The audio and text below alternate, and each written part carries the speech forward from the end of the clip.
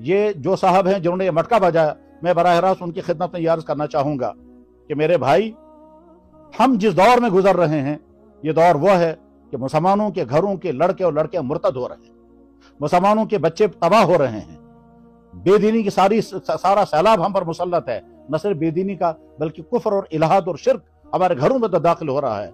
अल्लाह ने आपको अगर मस्जिद का स्टेज दिया था तो उसको गाना बजाने के लिए और म्यूजिक साबित करने के लिए इस्तेमाल करने की बजाय काश आप उसको उम्मत के ईमान के बचाने के लिए इस्तेमाल करते तो कितनी अच्छी बात होती।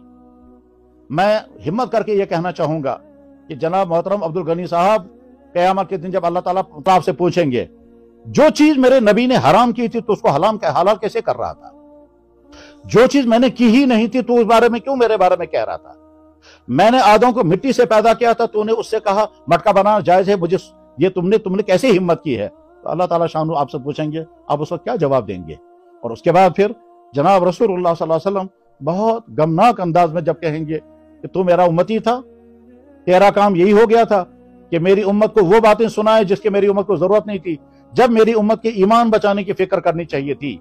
और ये सारे इमामों की जिम्मेदारी है कि मिंबर, मस्जिद का मिंबर, ये जुमे का खुद खिताब का ये स्टेज जो अल्लाह ने हमको दिया है, इसको उम्मत का ईमान बचाने, उम्मत के नौजवानों का किरदार बचाने के लिए इस्तेमाल किया जाना चाहिए, बजाय इसके कि हम उन बातों को बयान करने लगे जिन बातों का न दीन को कोई नफा है न दुनिया को कोई नफा है। तो गनी साहब, अब्दुल गनी साहब, अगर अल्लाह ताला शान, अल्लाह के नबी फरमाएंगे जो तू वहां हर जुमे को म्यूजिक के और सूफियाना मौसीकी के नाम पर जो बयान करता था, उससे मेरे दिन को क्या नफा होने वाला था?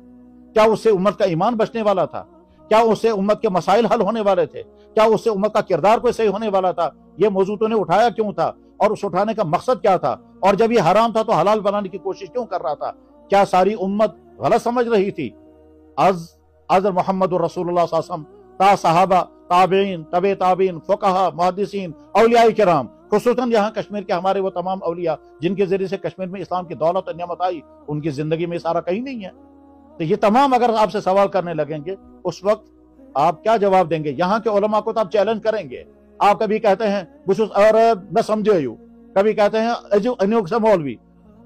यहाँ के उलमा को चैलेंज करने के बजाय आप सोचें, अल्लाह ताला शानो जब आखिरत में बिठा करके आपसे पूछेंगे आप क्या जवाब देंगे? जरा सोचें, आप क्या कह रहे हैं?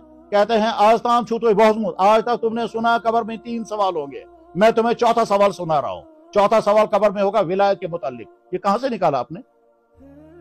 अल्लाह के नबी फरमाएंगे मैं तो बयान कर रहा था कब्र में 3 सवाल होंगे, अल्लाह के जात के बारे में, नबी के बारे में और दीन के बारे में। तूने चौथा सवाल कहां से लाया विलायत के बारे में? तो आप क्या जवाब देंगे अल्लाह के नबी को? आज के मुसलमान तो इंशाल्लाह इस गुमराही से बचेंगे और जिन जिन तक ये मैसेज पहुंचेगा वो समझ जाएंगे कि सारा गुमराही है, इसे बचेंगे। लेकिन खुद आप अपनी फिक्र करें कि कहीं ऐसा तो नहीं है कि आप उस रास्ते पर चल पड़े हैं जिस रास्ते के नतीजे में आपकी दुनिया हो सकता है वक्ती तौर पर वाह हो जाए और कुछ लोग आपको फॉलो करने वाले मिल जाएं, लेकिन आखिरत आपकी तबाह हो जाएगी। अल्लाह के सामने इन तमाम सवालों का जवाब क्या देना होगा, इसको सोचें। अल्लाह के नबी अलैहिस्सलाम की बारगाह अक़दस में इन सवालों का क्या जवाब देना होगा, इसको सोचें। और ये सोच करके यही मैं हमदर्दी की बात आप तक कहना चाहूंगा। मैं उम्मीद करता हूं कि मैंने कोई तौहीन आमेज़ बात नहीं की होगी। अल्लाह करे आप सही रास्ते पर आ जाएं और रुजू करें और तौबा करें। मैंने आज तक जो कुछ किया है वो सब गलत था और सारा गलत था। किस कदर अजीब बात है, आप फकीरी के नाम पर लोगों के डंडे मार रहे हैं। किस कदर अजीब बात है, फकीरी के नाम पर औरतों को पीट रहे हैं। ये कौन से दीन में है?